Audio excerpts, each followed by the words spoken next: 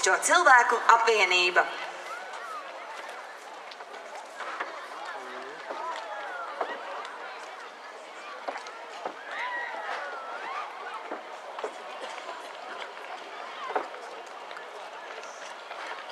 Sveicināti, mīļie Aizputes iedzīvotāji un arī viesi. Mans vārds ir Henrijs, un, kā jau teicu, es pārstāvu Starptautisko Lietišķo cilvēku apvienību. Un es pieļauju, ka kāda arī no jums nezina, un es tā īpaši negribu reklamēt šodien šo apvienību, bet īsi varu pateikt, ja jums kādam interesē, kas mēs tādi esam, jūs variet ieiet Googlē, uzspiest 3 burtus BMF, tikai nesajauciet ar BMW, dubultā V vietā burtiņu F, BMF, Latvija.lv.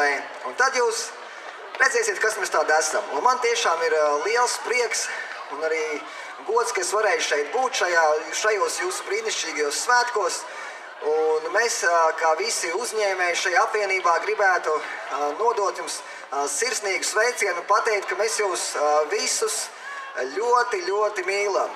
Un gribētu jums novēlēt to, kas mums personīgi liekas vissvarīgākais un kas jau 2000 gadi ir novēlēts cilvēkiem, atvērt cilvēkiem savas sirds durvis Jēzum Kristum un ielaist viņu iekšā un kļūt par mūžīgās dzīvības īpašniekiem.